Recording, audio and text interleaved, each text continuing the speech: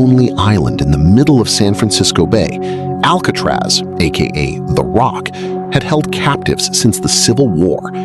But it was in 1934, the high point of a major war on crime, that Alcatraz was refortified into the world's most secure prison.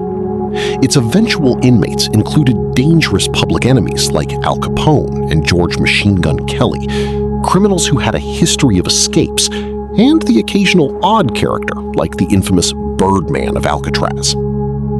In the 1930s, Alcatraz was already a forbidding place, surrounded by the cold, rough waters of the Pacific. The redesign included tougher iron bars, a series of strategically positioned guard towers, and strict rules, including a dozen checks a day of the prisoners. Escape seemed near impossible. Despite the odds, from 1934 until the prison was closed in 1963, 36 men tried 14 separate escapes. Nearly all were caught or didn't survive the attempt. The fate of 3 particular inmates, however, remains a mystery to this day. Here is their story. Frank Morris arrived at Alcatraz in January 1960 after convictions for bank robbery, burglary, and other crimes, and repeated attempts to escape various prisons. Later that year, a convict by the name of John Anglin was sent to Alcatraz, followed by his brother Clarence in early 1961. All 3 knew each other from previous stints in prison. Assigned to adjoining cells, they began hatching a plan to escape. Morris, known for his intelligence, took the lead in the planning. They were aided by another inmate, Alan West. On June 12, 1962, the routine early morning bed check turned out to be anything but. 3 convicts were not in their cells: John Anglin, his brother Clarence, and Frank Morris.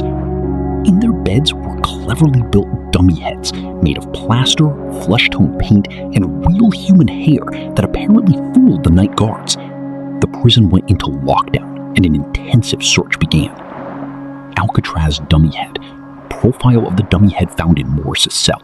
The broken nose resulted when the head rolled off the bed and struck the floor after a guard reached through the bars and pushed it.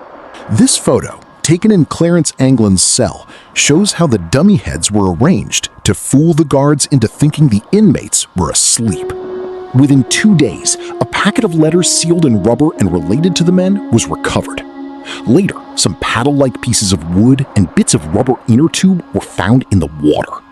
A homemade life vest was also discovered, washed up on Cronkite Beach, but extensive searches did not turn up any other items in the area.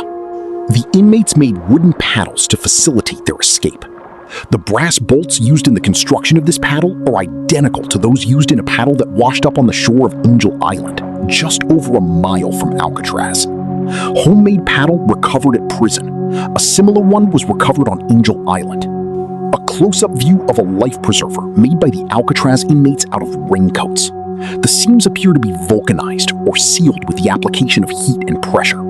The heat was available from an exposed copper hot water pipe, and the pressure was applied with a large, heavy plank. The inmates may have gotten the idea to use vulcanization from magazines that were found in their cells. One of the life vests made by the inmates.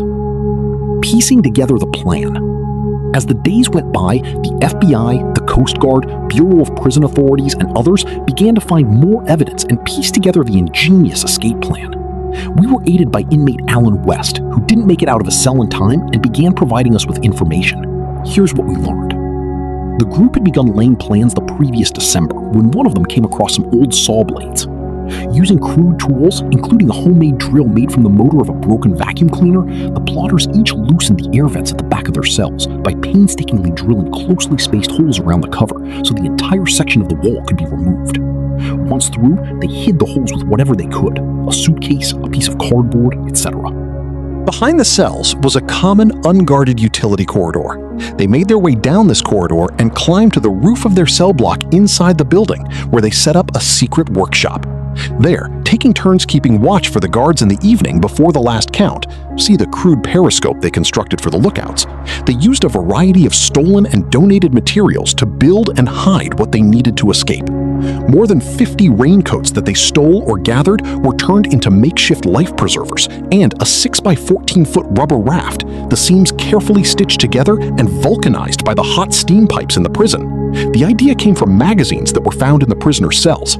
They also built wooden paddles and converted a musical instrument into a tool to inflate the raft. At the same time, they were looking for a way out of the building.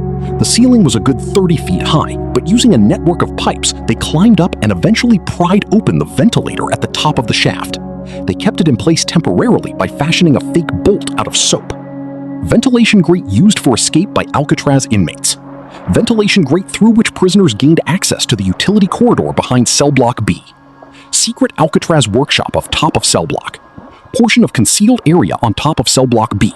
Prisoners constructed tools for their escape here. The mystery continues. What happened next remains a mystery. Did they make it across the bay, get to Angel Island, and then cross Raccoon Strait into Marin County as planned? Or did the wind and waves get the better of them? Plenty of people have gone to great lengths to prove that the men could have survived, but the question remains, did they?